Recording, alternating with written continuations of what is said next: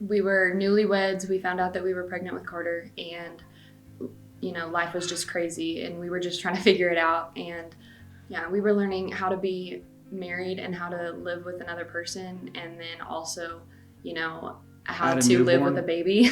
And then you add another one, Irish twins. Yeah, Yeah. it was definitely a learning experience. And we were, pretty just casual churchgoers.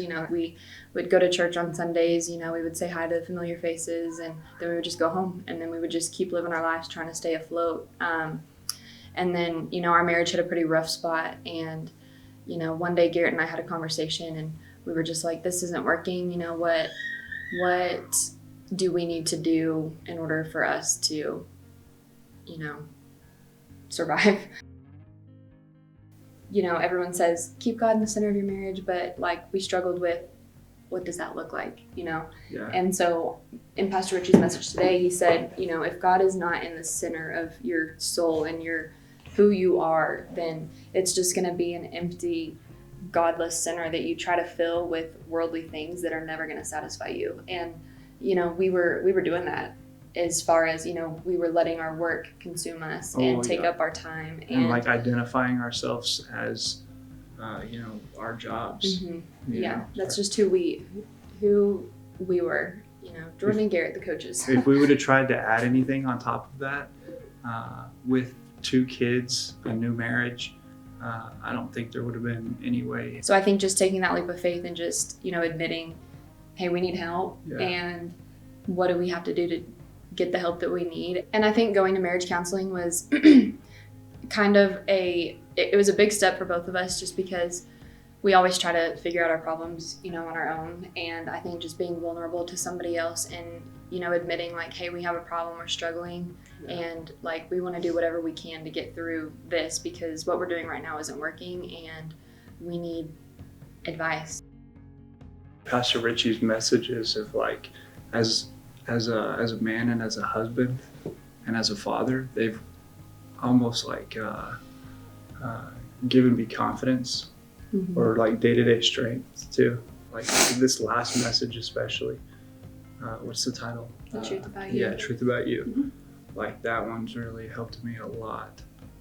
Mm-hmm. As far as like taking your next step. Yeah. And I think, once we finished marriage counseling, we were like, all right, what's our next step? And, at that time, we were kind of going up and down. Our church attendance was not very consistent, just because our daughter Crazy Carter, schedules too. well, and Carter did not love going to right. her toddler classroom. And so after I started serving in the toddler room, and Carter was consistently going to her classroom, and we didn't have the excuse of, well, we can't go to church this Sunday because Carter's not going to go to her class. I just remember praying, and at the time I didn't really know, but just wondering like, okay, Lord, what else,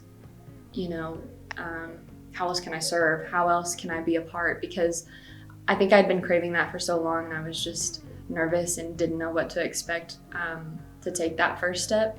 Mm-hmm. So we attended open house, and it was just really cool, getting to see all of the different kind of areas and ministries that you can serve. That I just think like I finally got that spark back, and I was like, I just want more, and it was just, that was fulfilling.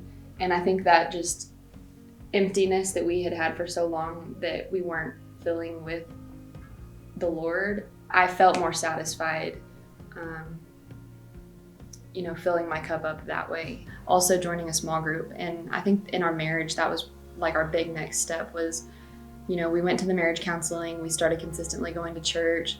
I started to serve in a couple different ministries. And when small groups opened up at the beginning of the school year, Garrett and I had talked about it, and, at first you were saying like, how are we going to add something to our schedule? Yeah. There's no way we're going to be able to make this work. And honestly, it is hard trying to schedule things with our busy schedules. At the end of the day, we looked at, where we've came, and didn't want to use that as an excuse anymore.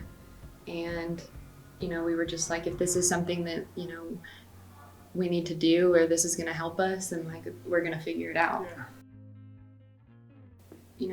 looking back on everything that we've been through and the challenges that we've faced, like, we wouldn't have been able to do it without, the support that we have from the church. I was gonna say, I could almost get emotional about that because, golly, we were. Just speak. It's the Lord. I know, we were literally like reaching out this last year. Mm-hmm. Like, we were struggling. This last year was tough. And so, Emerald Fellowship, that was huge for us. It was a lifeline for us. And because at that point, our head was underwater and we were just trying to stay afloat. And, if we would have stayed in the pattern being too busy. Yeah, just making an excuse to not get plugged in, to not serve, and, just kind of staying stagnant, then we wouldn't be where we are today. And I'm just so thankful for all the people at Emerald Fellowship. And that's when I walked in the door 4 years ago. That's the biggest thing. That was what made me want to stay, is the people